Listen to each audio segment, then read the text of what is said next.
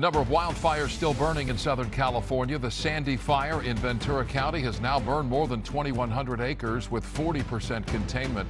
It erupted Monday morning in the area.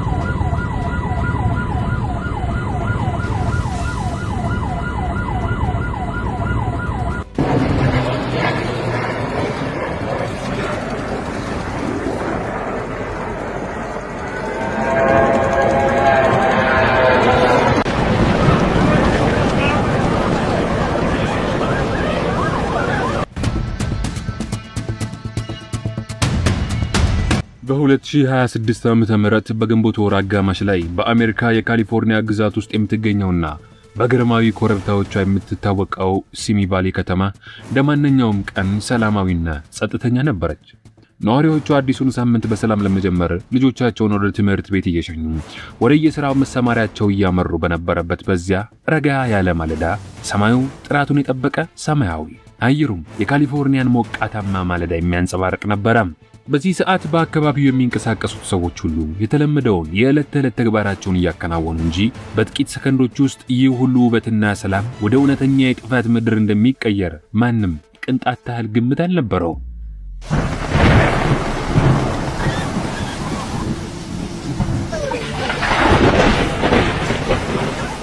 ነገር ግን በካሊፎርኒያ ምድር ላይ ተፈጥሮ ሁሉ ጊዜም ከተስፋ ጀርባ ስጋትን ደብቃ እንደምትይዝ የታወቀ ነው። በአካባቢው ባለው ሰፊና ደረቅ ቁጥቋጦ የበዛበት ተራራማ ቦታ ላይ የደረቁ ሳሮች ለትንሽ ብልጭታ ምቹ ሆነው ተዘጋጅተው ነበር። ከጧቱ 4 ሰዓት ከ50 ደቂቃ ገደማ በአካባቢው በሚገኝ የሩዶልፍ ድራይቭ 2600ኛ ብሎክ አካባቢ አንድ የጽዳት ሰራተኛ በትራክተር አማካኝነት ደረቅ ሳሮችንና ቁጥቋጦዎችን ያጸዳ ነበር። ይህ በደረቅ የአየር ጠባይ ወቅት እሳትን ለመከላከል የሚደረግ የተለመደ ተግባር ቢሆንም በዚያች ሰከንድ ግን ትራክተሩ መሬት ውስጥ ተደብቆ የነበረውን አንድ ጠንካራ ድንጋይ በኃይል መታው። ብረትና ድንጋይ በከፍተኛ ግጭት ሲገናኙ አንዲት የማትታይ የምትመስል የእሳት ብልጭታ ተፈጠረች። በአንድ በተለመናገር በማይቻል ፍጥነት ያቺ ጥቂት ብልጭታ በረሃብ ወደ ደረቀውና እንደ ባሩድ ወደ ተዘጋጀው የካሊፎርኒያ ደረቅ ሳር ውስጥ ወደቀች። በወቅቱ ይነፍስ የነበረው ነፋስ ደግሞ በበኩሉ ባደገኝነቱ የሚታወቀው የሳንታ አና ደረቅ ነፋስ ነበር። ያቺ ብልጭታ ወዲያውኑ ወደ ትንሽ ነበልባል፣ ያ ነበልባል ደግሞ ወደ ግዙፍ እሳት ተቀየረ። አካባቢውን የሚያናውጥ የእሳት አደጋ መኪናዎች ሳይረንን የሄሊኮፕተሮች ድምጽ ማስተጋባት ጀመረ። ስሙ በአካባቢው በሚገኘው ሳንዲ አቬኑ የተሰየመው የእሳት በአይን ጥቅሻው ውስጥ ወደ አስፈሪ አውሬነት ተቀየረ። በሲሚ ቫሊ ሰማይ ላይ የሚታየው ጭስ ከርቀት ሲታይ እሳተ ገሞራ ይፈነዳ ይመስል ነበር። ሰላማዊው ሰማይ በጥቁር በግራጫና በደማቅ ቀይ ቀለም ተዋጠ። ይህ እሳት ከተማዋን ብቻም ሳይሆን በሺዎች የሚቆጠሩ የሰዎች ሕይወትንና ንብረትን አደጋ ላይ የጣለ አስፈሪ የተፈጥሮ ቁጣ መጀመሪያ ነበር።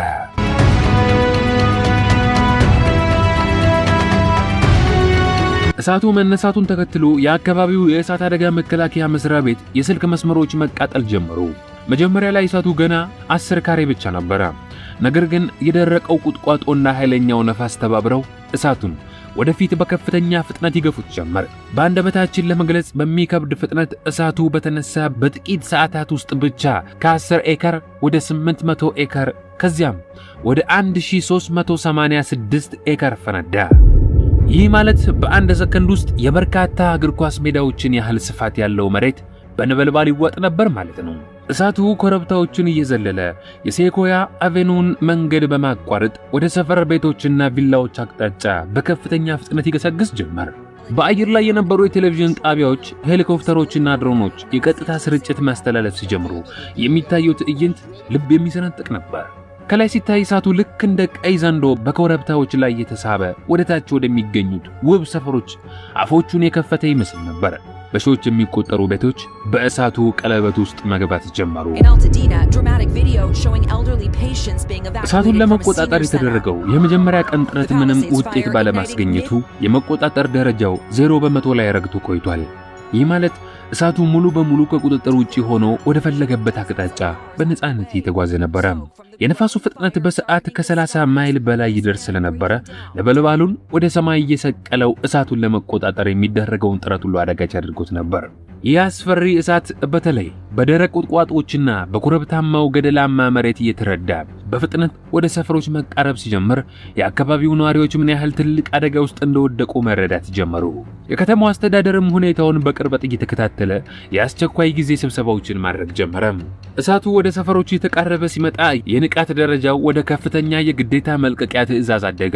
በሲሚ ቫሊ ደቡባዊ ክፍል ብቻም ሳይሆን የቤል ካንየንና በአካባቢው የሚገኙ ሰፈሮች የሚኖሩ ከ24000 ወደ 44000 ያደጉ ነዋሪዎች በአስቸኳይ ቤቶቻቸውን ጥለው እንዲወጡ ታዘዙ። የፖሊስ መኪናዎች በየሰፈሩ እየተዘዋወሩ በድምጽ ማጉያ ነዋሪዎች ሕይወታቸውን ለማዳን አሁኑኑ ቤታቸውን ጥለው እንዲወጡ ይጣሩ ነበር።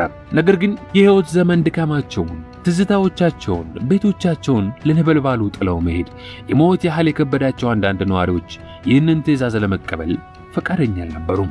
ከአካባቢው ነዋሪዎች መካከል አሮን ዌክለር የተባለው ነዋሪ ወደ ቤቱ በሚመለስበት ወቅት ሰማዩ በጥቁር ጭስ ተሸፍኖ ሙሉ በሙሉ ጨለሞ እንደነበርና አየር ማግኘት እንዳልተቻለ ያስተውዛል።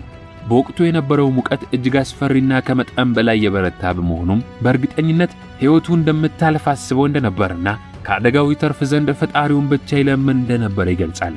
ሌላኛው ወጣት ነዋሪ ደግሞ በድንገት የሄሊኮፕተሮች ጩኸት ከእንቅልፉ ሲቀሰቅሰው ወደ ውጭ ወጥቶ ያየው ነገር ከፍተኛ የጭስ ደመና እንደነበርና ውሻውን ይዞ መሸሽ ወይንም እዚሁ ሆኖ ቤቱን መከላከል በሚለው ሐሳብ ጭንቅላቱ ተወጥሮ እንደነበር ይናገራል።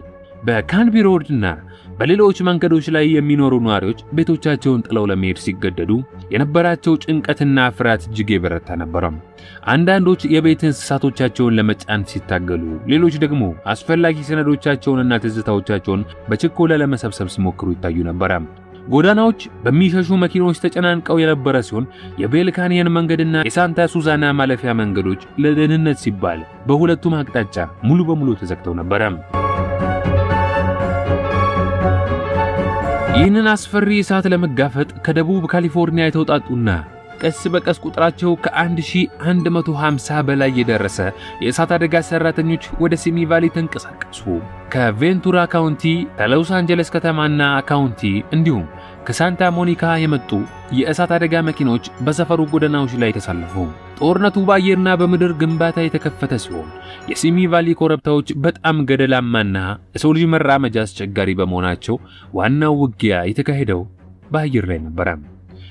በአካባቢው ላይ የነበሩ ግዙፍ ሄሊኮፕተሮች በአቅራቢያው ከሚገኙ ኩሬዎችና የውሃ ማጠራቀሚያዎች ውሃ እያነሱ እሳቱ ወደ ቤቶቹ በሚቃረብበት ግንባር ላይ በቶሎ ይረጩ የነበረ ሲሆን ግዙፍ የአየር ታንከር አውሮፕላኖች ደግሞ ከሰማይ ላይ ፎክስ ቼክ የተባለውን ደማቅ ሮዝ ቀለም ያለውን የእሳት መከላከያ ኬሚካል በመርጨት እሳቱ ወደ ቤቶች እንዳያልፍ እንደ አጥር ሆኖ እንዲያገለግል አድርገዋል። ይህ ኬሚካል እሳቱን ከማጥፋቱም በላይ እንዳይስፋፋ አጥር የመፍጠር አቅም አለው።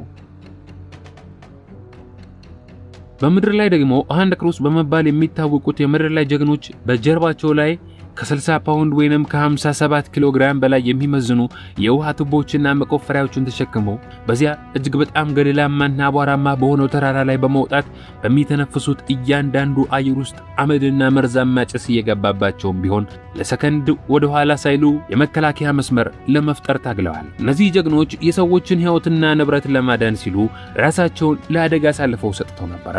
የእሳት አደጋ ሰራተኞች በተራራው ላይ የእሳት መከላከያ መስመር ለመቆፈር ሌት ተቀን ይደክሙ ነበር። ደረቅ ሳሩና ቁጥቋጦውን በመጥረቢያና በመቆፈሪያ እያጸዱ እሳቱ የሚበላውን ነገር በማሳጣት እንዲቆም ለማድረግ የሚያደርጉት ጥረት እጅግ የሚደነቅ ነበር። የእሳት አደጋ ሰራተኞች ትልቁ ፈተና ያደረገው የእሳት መጠኑ ብቻም ሳይሆን የአየር ሁኔታው እጅግ ተለዋዋጭ መሆን ነበር። በዕለቱ ረፋድ ላይ ነፋሱ ከሰሜን ምስራቅ አቅጣጫ በከፍተኛ ፍጥነት ይነፍስ ስለነበረ እሳቱን ወደ ደቡብ ምዕራብ አቅጣጫ እንዲገሰግስ አድርጎት ነበር።